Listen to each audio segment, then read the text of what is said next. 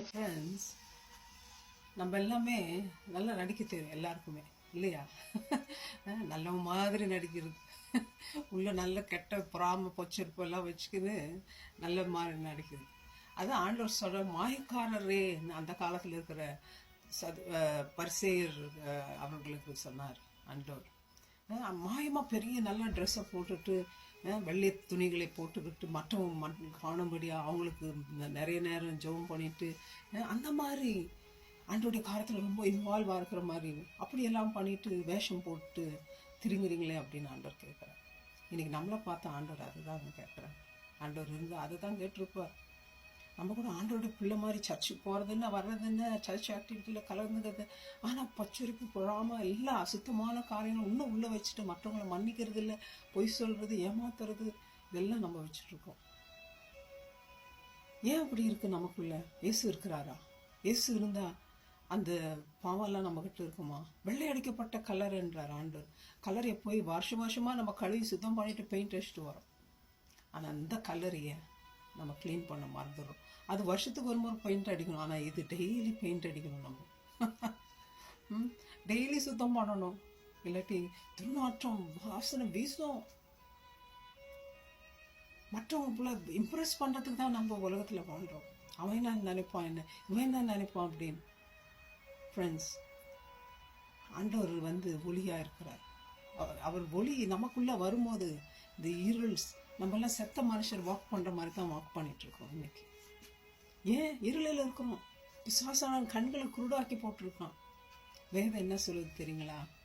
பாவம் செய்கிற ஆத்துமா சாகும், பாவத்தின் சம்பளம் மரணம், தேவனை கிருபை வருமோ நம்முடைய இயேசு கிறிஸ்துனால் உண்டான நித்திய ஜீவன். பாவம் செய்தனால் நம்ம எல்லாம் செத்து போயிருக்கோம். ஏன்னா மனுஷன் ஏன் அப்படி இருக்கானா, வேதம் சொல்லுதுங்க 2 தீமோத்தேயு 3:2, மனுஷர்கள் தற்பிரியராயும் பணப்பிரியராயும் வீம்புக்காரராயும் அகந்தையுள்ளவர்களாயும் தூஷிக்கிறவர்களாயும் தாழ்த்தன்மார்கள் கீழ்ப்படியாதவர்களாயும் நன்றி அறியாதவர்களாயும் பரிசுத்தம் இல்லாதவர்களாயும். பரிசுத்தம் இல்லை. பரிசுத்தம் எப்படி வரும்? இயேசுநாதர் இல்லைன்னா. இயேசு வச்சுட்டு நம்மளை இருளில் நடக்க முடியுமா?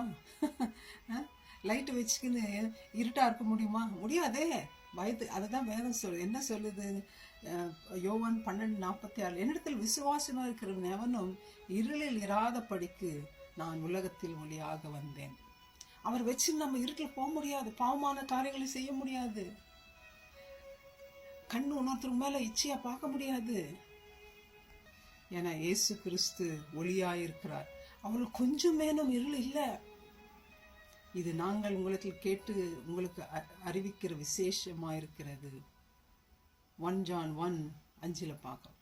அவர்கள் கொஞ்சம் கூட பாவம் இல்லை, அசுத்தம் இல்லை. இயேசு கிறிஸ்து கிட்ட பரிசுத்தம் இல்லை தேவன். ஏன்னா திருடவும் கொல்லவும் தேவன் நமக்கு ஜீவன் இருக்க உயிர் கொடுக்க இந்த உலகத்துக்கு வந்தார். மை ஃப்ரெண்ட்ஸ், யோவான் ஸ்நானகன் அந்த ஒளியை குறித்து சாட்சி கொடுக்க இந்த உலகத்தில் வந்தார். நம்ம அந்த ஒளி நம்மத்துல இருக்கா?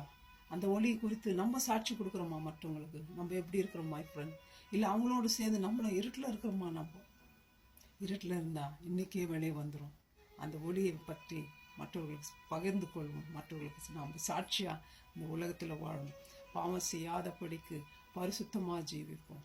ஏன்னா தகப்பன் பரிசுத்தர். God bless you my friends. Thank you. Bye bye.